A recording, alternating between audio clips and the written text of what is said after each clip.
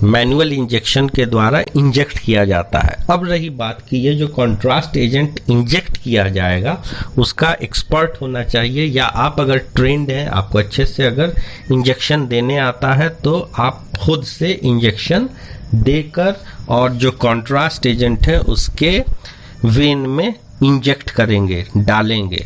अब रही बात कि कितना दिया जाए, तो dose will vary as per the weight of the patient, generally up to 1.5 ml per kg body weight is well tolerated by patient।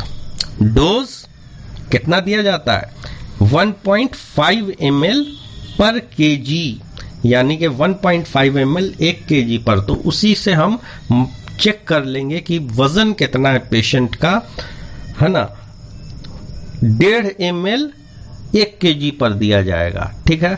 तो पेशेंट अगर 60 kg का है तो हम कैलकुलेट करके निकाल लेंगे और उतना ml ही कॉन्ट्रास्ट एजेंट को इंजेक्ट करेंगे।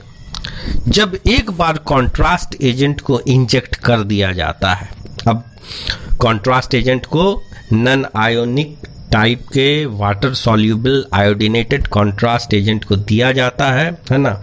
यूरोग्राफिन हो गया, यूरोविजन हो गया, ये इस तरह की मार्केट में ब्रांड नेम से अवेलेबल होती है। तो जब हम दे देंगे तो उसके बाद पेशेंट के कंडीशन को बहुत केयरफुली चेक करना है। बहुत सारा ऐसा रिएक्शंस उसके बॉडी में हो सकता है, उसको फ्लशिंग ऑफ फेस हो सकता है, चमड़े में रिएक्शन जैसे कि अर्टिकेरिया हो सकता है। तो उस कंडीशन में उसको तुरंत एंटी एलर्जिक दिया जाता है, एंटी एलर्जी ड्रग दिया जाता है, जैसे एविल वगैरह हो गई। जैसे ही इंजेक्ट किया जाएगा तो एब्डोमेन के कंप्रेशन डाला जाता है। उससे क्या होता है कि यूरेटर अच्छे से दब जाता है और किडनी के अंदर जो कॉन्ट्रास्ट मीडिया है वो नीचे नहीं आ पाता, वो यूरिनरी ब्लैडर तक पहुंच नहीं पाता है। हम लोग पहला एक्सपोजर जो देंगे वो 1 मिनट में देंगे। इंजेक्ट किया उसके 1 मिनट बाद, कुछ किताबें 3 मिनट लिखती हैं, क्या हुआ 1 मिनट में दे दीजिए, विजुअलाइज हो जाता है, वेरी गुड। तो वो नेफ्रॉन को दिखाता है, अगर नहीं आया तो 3 मिनट कम से कम, तो 1 से 3 मिनट के बीच में हम लोग पहला इमेज लेंगे जिसमें किडनी के स्ट्रक्चरल और फंक्शनल यूनिट नजर आते हैं और जिसको हम लोग नेफ्रॉन कहते हैं। तो उस जांच को हम लोग नेफ्रोग्राम के नाम से जानते हैं, ठीक है। फिर दूसरा इमेज हम लोग 5 मिनट के बाद लेते हैं, उसमें कलेक्टिंग सिस्टम पूरा दिखाई देने लगता है, यानी कि मेजर कैलिक्स, माइनर कैलिक्स, ठीक है। उसके बाद 15 मिनट के बाद हम लोग कंप्रेशन बैंड को हटाएंगे, तो सिर्फ मेजर और माइनर कैलिक्स नहीं दिखाई देगा, हम लोगों को रीनल पेल्विस भी दिखाई देगा और यूरेटर भी दिखाई देगा, नीचे तक जहां तक आ जाए। उसके बाद जो है हम कंप्रेशन बैंड जब जैसे ही रिलीज करेंगे तो नीचे का पूरा ट्रैक्ट मेरे को दिखाई देने लगेगा, इसलिए कि फ्लो होना नीचे स्टार्ट होगा। हो सकता है कि किडनी के बाद यूरेटर नहीं दिखाई दे, क्योंकि जो कंप्रेशन बैंड बांधा गया है उससे फ्लो रुक जाता है, तो जहां तक कॉन्ट्रास्ट एजेंट आया वहीं पर का दिखाएगा, उसके नीचे का नहीं आएगा। लेकिन हो सकता है कि 1/3 या थोड़ा सा जो है यूरेटर की इमेज बन करके आ जाए।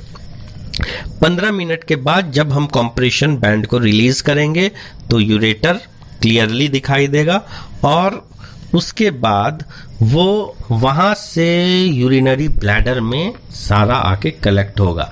तो हम लोग फिर 30 मिनट या 45 मिनट के बाद फिर यूरिनरी ब्लैडर को भी देख सकते हैं। इसलिए यहाँ पर कई सारी फिल्म्स लेनी होती है, 1 2 3 4 4 फिल्म कम से कम मिनिमम लेंगे। लेकिन ये क्लिनिक टू क्लिनिक पे डिपेंड करता है कि वो कैसा सोच रहे हैं और कितनी सारी उनको फिल्म चाहिए। लेकिन एक स्टैंडर्ड मैंने बताया कि पहला हम इमेज जो लेंगे वो एक मिनट पे पहला एक्सपोजर देंगे, फिर 5 मिनट पर दूसरा एक्सपोजर दूसरी फिल्म में, फिर 15 मिनट पर, फिर आधा घंटा या 45 मिनट पर, और इस तरह हम लोग पूरा टेस्ट कर लेते हैं। फंक्शन कैसे पता चलता है, तो मैंने अपने प्रीवियस लेक्चर में ये बताया था कि पेशेंट के किडनी का इमेज प्रॉपर नहीं बन पाएगा अगर लेट फंक्शनिंग होगी तो उस कंडीशन में, ठीक है। इस तरह पूरा किडनी का मैंने आज ये प्रोसीजर को एक आसान तरीके से रेडियो के माध्यम से आप लोगों के लिए लाया है और आप लोगों के लिए बताया, और उम्मीद